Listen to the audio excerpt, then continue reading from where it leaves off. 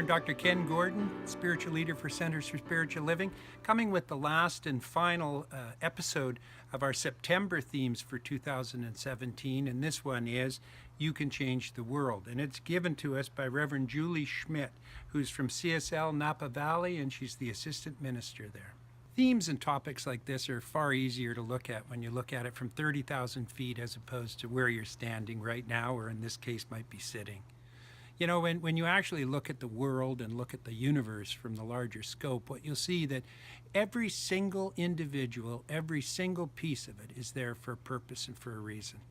And when we rise and start acting out our purpose, following our calling, responding to that inner urge that each and every one of us has, then the end result out of that is that we're going to fit in perfection into the world around us. That's the way that we change the world. We change the world by being authentic and by being real. And that activity and that job is ours to do and only ours. Only you can do what's necessary to be authentic. Dr. Holmes, in The Practical Application of the Science of Mind, wrote that there is an irresistible, universal, and divine urge within us to be happy, to be whole, and to express the fullness of life. The latent divinity within us stirs our imagination, and because of its insistent demand, impels and compels our growth. It is back of every invention. It proclaims itself through every creative endeavor. It has produced sages, saints, and saviors, and will, when permitted, create a new world in which war, poverty, sickness, and famine will have disappeared. He also wrote in the Beverly Hills Lecture, "Our movement will depend not on a talk such as I'm giving you now. Our evolution, what it will mean to the world, will not depend on the books that we write. It depends on what we do with it. It depends on someone knowing enough about it to cause something to happen because of what they know. When they want it to happen, where they want it to happen, in the way it ought to happen, according to their own volition, proving that he or she is not subject to any whimsical caprice." This irresistible urge within us to be happy and to be whole and to be complete is our calling. It is what brings us and pulls us forward to the greater humanity that we truly are.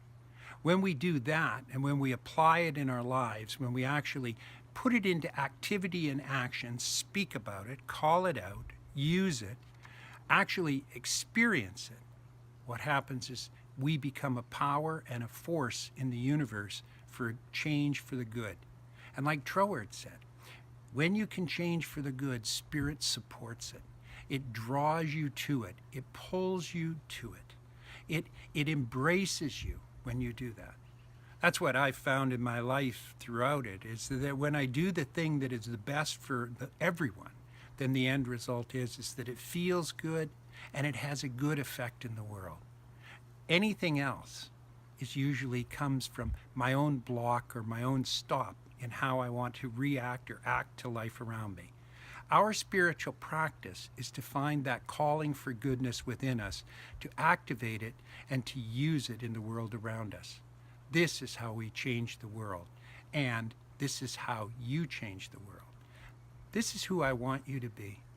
As we move out of this magnificent month of September and begin to draw closer to winter, I want you to be able to maintain that light that is the truth of who you are.